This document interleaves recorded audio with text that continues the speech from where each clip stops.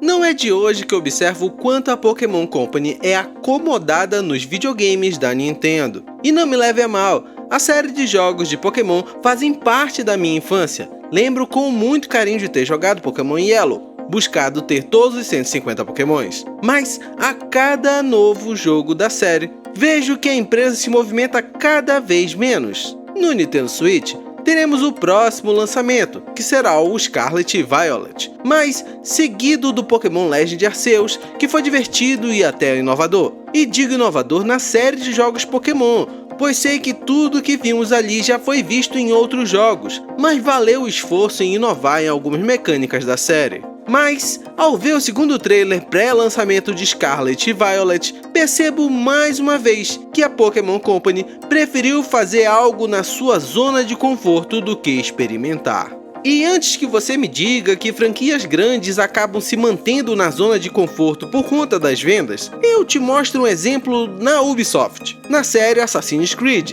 que após várias sequências sem inovar nas mecânicas, fez um hiato de lançamento anual, respirou, teve tempo para trazer novas formas de jogar a sua série e até uma forma nova de contar a sua história e trouxe Assassin's Creed Origins, que foi muito elogiado. Lógico que dali pra frente, eles voltaram a repetir a fórmula. E talvez, olhar para a Ubisoft pode ser injusto, de certa forma, pois a Ubisoft não responde a empresa alguma, como a Pokémon Company responde à Nintendo quando falamos de jogos.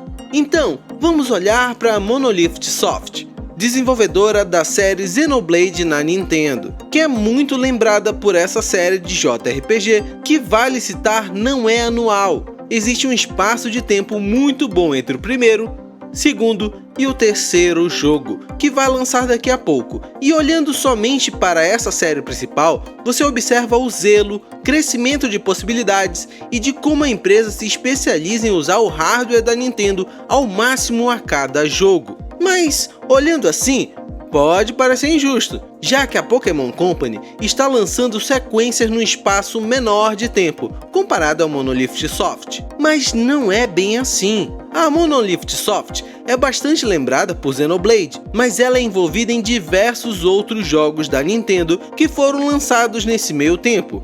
Deixa eu citar alguns: Zelda Skyward Sword, Pikmin 3, Animal Crossing New Leaf.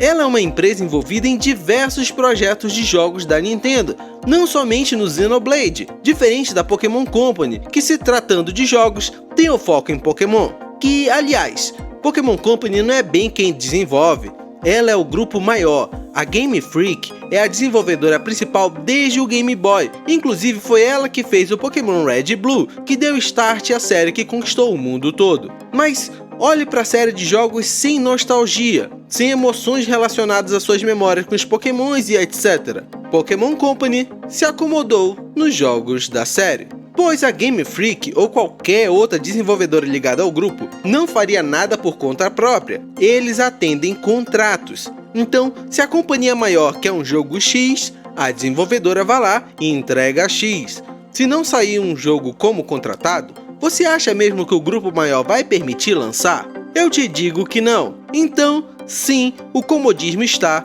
no grupo maior. Agora eu te pergunto, quem incentiva esse comodismo da Pokémon Company em relação aos jogos? Pois custa nada lembrar que recentemente a empresa anunciou um lucro recorde, mas que pretendem não adicionar um idioma além dos já utilizados em seus jogos. Talvez por não precisarem sair da zona de conforto deles.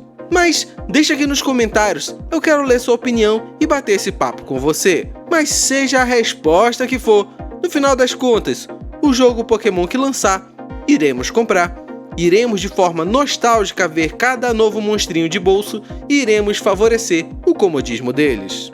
Eu vou ficando por aqui. Espero que esse bate-papo não te deixe com raiva da minha opinião. Eu quero a série Pokémon inovando, localizando seus jogos pro Brasil e melhorando sempre, pois eu quero me divertir jogando Pokémon e quero que mais pessoas possam jogar também, pois jogos localizados fazem mais sentido, mas aqui é discussão para outro vídeo.